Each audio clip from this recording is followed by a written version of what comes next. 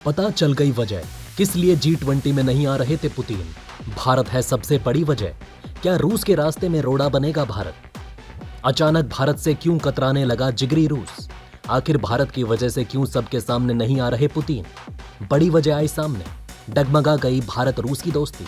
COP27 में भारत ने लहरा दिया तिरंगा, देखते रह गए सभी दिग्गज देश, सबको पहाड़ा पढ़ा गया भारत। भारत के इस मास्टर प्लान को देख सिर पकड़ने लगे दिग्गज देश। दोस्तों, जब एक जिगरी दोस्त जिगरी से कतराने लगे तो जान लीजिए कुछ ठीक नहीं चल रहा। आज ये उन दो जिगरियों के बीच हो रहा है जिनकी दोस्ती की मिसाल दुनिया देती है। बने रहिए दोस्तों हमारे साथ। आपको पहली खबर के महाखुलासे में बताएंगे आखिर किस बात पर भारत से नाराज हुए हैं पुतिन, जो उन्होंने G20 में भारत की अध्यक्षता की वजह से आने के लिए मना कर दिया। पुतिन की ये वजह आपको सिर पर हाथ रखवा देगी। उसके बाद दूसरी खबर में आपको बताएंगे कि कैसे भरी सभा में भारत ने दिग्गज देशों से अपना लोहा मनवाया है। तो आइए दोस्तों, पहली खबर का रुख कर लेते हैं, जहां पुतिन के एक कदम ने हर एक भारतीय को सोचने पर मजबूर कर दिया है। दोस्तों, आखिरी बार रूसी राष्ट्रपति व्लादिमीर पुतिन को साल 2014 में G20 ग्रुप से अलग थलग उस वक्त कर दिया गया था जब रूस ने यूक्रेन पर हमला कर उससे क्रीमिया छीन लिया था।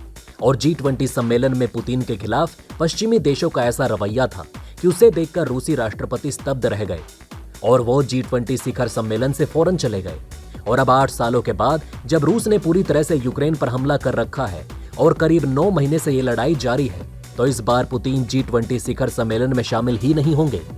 यूक्रेन युद्ध में अभी तक कई बार बात बढ़कर परमाणु युद्ध तक पहुंच चुकी है और पश्चिमी देशों के भेजे गए हथियारों ने रूसी सेना में तबाही फैला दी है, जिसका नतीजा ये हुआ कि पुतिन के हाथ अभी तक एक भी जीत नहीं लगी। लिहाजा रूसी राष्ट्रपति ने कल से शुरू होने वाले G20 शिखर सम्मेलन में शामिल नहीं होने का फैसला किया। एक्सपर्ट्स का कहना है कि अगर पुतिन इस बैठक में शामिल होते तो फिर उनसे काफी सवाल पूछे जाते और बात उनके अपमान तक पहुंच सकती थी। लिहाजा पुतिन बैठक में शामिल ही नहीं हुए।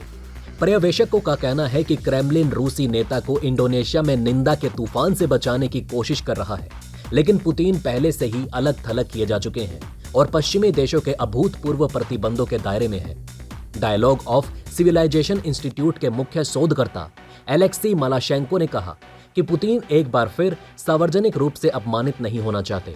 उन्होंने कहा कि साल 2014 में ब्रिक्स शिखर सम्मेलन में पुतिन को फोटो सेशन से दूर रखा गया था, जब बैठक के बाद सभी देशों का ग्रुप फोटो सेशन हुआ था।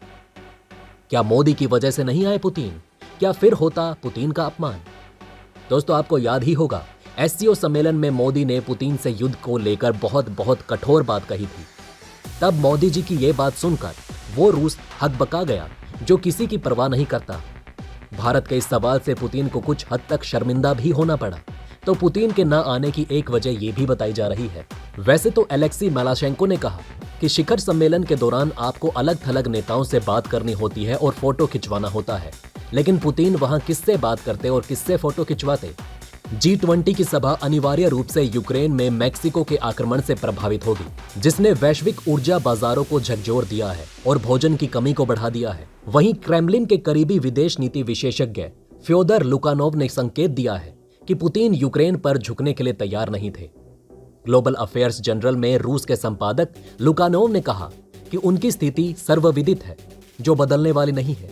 दूसरे पक्ष की स्थिति भी अच्छी तरह से ज्ञात है, इसलिए उसमें जाने की क्या बात है। क्रेमलिन ने कहा कि यहां तक कि पुतिन वीडियो लिंक के जरिए भी हाई प्रोफाइल सम्मेलन को संबोधित नहीं करेंगे। लिहाजा रूस ने सम्मेलन में हिस्सा लेने के लिए अपने विदेश मंत्री सर्गेई लावरोव को भेजा।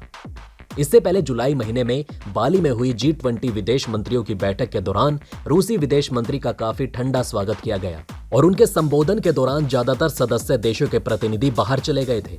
और इस बार भी कुछ ऐसा ही होने वाला है। वहीं राजनीतिक विश्लेषक कॉन्स्टेंटिन क्लाचेव ने कहा कि बाली की यात्रा करने से पुतिन का इनकार यूक्रेन को लेकर एक गतिरोध की भावना को दर्शाता है। उन्होंने कहा कि पुतिन के पास कहने के लिए कुछ नहीं है। उनके पास यूक्रेन पर कोई प्रस्ताव नहीं है जो दोनों पक्षों को संतुष्ट कर सके। वहीं एक्सपर्ट्स का यह भी कहना है कि हालिया दिनों में यूक्रेन में पुतिन को बार बार हार का सामना करना पड़ा है और सितंबर में सैनिकों की लामबंदी की घोषणा के बाद अब पुतिन ने खैरसान शहर को खाली करने का फैसला किया। वहीं रूस और यूक्रेन के बीच की बातचीत भी ठंडे बस्ते में चली गई।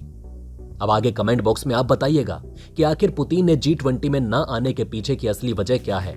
क्या ये भारत के उस बयान की वजह से है जहां रूस की बेइज्जती हुई, या फिर कोई और वजह है? अपनी राय जरूर बताइएगा। अब आइए दोस्तों दूसरी खबर की तरफ बढ़ते हैं, जहां इजिप्ट के शर्म अल शेख में चल रहे 27वें COP27 समिट के दौरान भारत ने बताया कि कैसे वो 2032 तक देश में जीवाश्म ईंधन की निर्भरता को कम करेगा, जो आजकल दुनिया की सबसे बड़ी समस्या बनी हुई है। आपको बता दें कि इस सम्मेलन में भारत की गर्जना ने दिग्गज देशों को हिलाकर रख दिया। पर्यावरण, वन एवं जलवायु परिवर्तन मंत्री भूपेंद्र यादव ने क्लाइमेट चेंज को लेकर समिट में भारत की दीर्घकालिक विकास की नीति बताई। उन्होंने कहा कि कार्बन उत्सर्जन के पर अंकुश लगाने के भारत ठोस योजना पर काम कर रहा है। भारत ने सोमवार को मिस्र में शर्म अल शेख में चल रही पार्टियों के सम्मेलन में 27वें संस्करण में अपनी दीर्घकालिक उत्सर्जन विकास रणनीति यानी long term emission development strategy रखी। कोप समिट में पर्यावरण मंत्री भूपेंद्र यादव ने कहा कि भारत दुनिया के सबसे बड़े कार्बन उत्सर्जक में से एक है।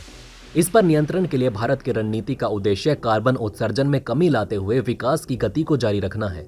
भारत विकास के साथ तेजी से हो रहे जलवायु परिवर्तन को नियंत्रित करने की दिशा में तेजी से काम कर रहा है। समिट में शामिल प्रतिनिधिमंडल ने कहा कि भारत ने ग्लोबल वार्मिंग में बहुत कम योगदान दिया है। भारत में दुनिया की आबादी का 17% हिस्सा होने के बावजूद भारत में ग्रीन हाउस गैस उत्सर्जन बहुत कम हुआ। वहीं भारत ने COP27 में कहा कि विकास योजनाओं के लिए भारत कम कार्बन उत्सर्जन करने वाले कार्य प्रणालियों पर जोर देता है। इसका राष्ट्रीय परिस्थितियों के अनुसार सक्रिय रूप से उनका पालन किया जाता है। समिट भारतीय प्रतिनिधिमंडल ने एक बार फिर जलवायु वित्त के मुद्दे को उठाया। भारत ने कहा कि विकसित देशों द्वारा जलवायु वित्त का प्रावधान एक बहुत ही महत्वपूर्ण भूमिका निभाएगा और अनुदान और रियायती ऋण में वृद्धि करने की आवश्यकता है। अब आइए दोस्तों जानते हैं भारत की गजब की प्लानिंग। COP27 क्लाइमेट समिट में पर्यावरण मंत्री भूपेंद्र यादव ने कहा कि भारत जीवाश्म ईंधन से निर्भरता कम करने की योजना पर कार्य कर रहा है। भारत ने बिजली क्षेत्र को बढ़ावा देने के लिए 2032 तक हरित हाइड्रोजन उत्पादन के तेजी से विस्तार, इलेक्ट्रोलाइजर निर्माण क्षमता के वृद्धि और परमाणु क्षमता में 3 गुना वृद्धि की योजना बनाई है।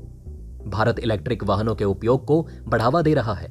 वहीं 2025 तक जीवाश्म ईंधन पेट्रोल में 20% इथेनॉल सम्मिश्रण योजना का लक्ष्य है। अब दोस्तों कमेंट बॉक्स में जाकर आप बताइएगा कि भारत की ये पहल कहां तक रंग लाएगी। भरी सभा में जब स्वदेशी का रंग फैला तो पूरा इजिप्ट भारत में हो गया। आपको इस खबर के बारे में जानकर कैसा लगा जरूर बताइएगा। दोस्तों अब आप हमें कमेंट सेक्शन में बताइए कि क्या आपको ये बातें पहले से पता थी।